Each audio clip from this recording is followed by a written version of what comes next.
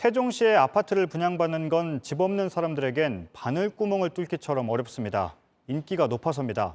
그런데 공무원들은 특별 분양을 받습니다. 이렇게 특별 분양을 받아서 한 번도 살지 않은 채 그대로 팔아서 수억 원의 차익을 남긴 고위공직자가 여럿인 걸로 드러났습니다. 더욱이 국토부와 금융위를 비롯해서 부동산 정책과 관련 있는 부처의 공무원들도 있습니다. 대부분 똘똘한 한 채라고 불리는 서울 강남의 아파트도 가지고 있었습니다. 정아람 기자입니다. 세종시 소담동의 한 아파트입니다. 윤성원 국토부 1차관은 지난해 이 아파트를 팔았습니다. 김현미 전 국토부 장관이 국장급 이상 다주택자는 한 채만 남기고 집을 팔라고 했기 때문입니다. 2억 3천만 원의 시세 차익을 올렸는데 실제로 살지는 않았습니다. 손명수 국토부 2차관도 지난해 세종시 반곡동의 아파트를 팔아 9천만 원을 남겼습니다. 손 차관 역시 이 아파트에 산 적이 없습니다.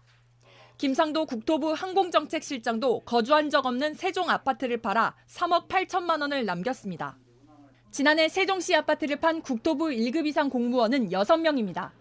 이 가운데 절반인 3명은 실거주한 적 없는 세종시 아파트를 팔아 차익을 챙긴 겁니다. 국토부뿐만이 아닙니다. 은성수 금융위원장과 강성천 중소벤처기업부 차관도 실거주하지 않은 채 세종 아파트를 팔아 이익을 남겼습니다. 분양은 절반이 공무원이 가져갔는데 이걸 분양받은 사람들이 다 살지는 않는다. 그리고 여기 우리 아파트 같은 경우는 세 되게 많거든요. 시민들은 불만을 표합니다.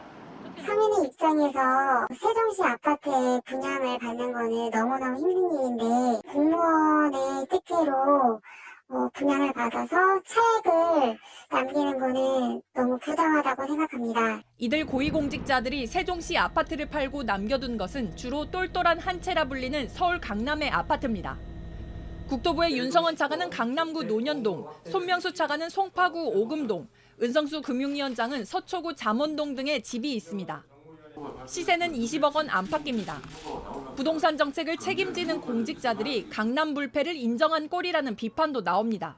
논란이 커지자 정부는 올해 7월부터 특별 공급받은 아파트의 실거주를 의무화하기로 했습니다. 특별 공급 제도가 생긴 지 11년 만에 뒷북 대책입니다. JTBC 정아람입니다.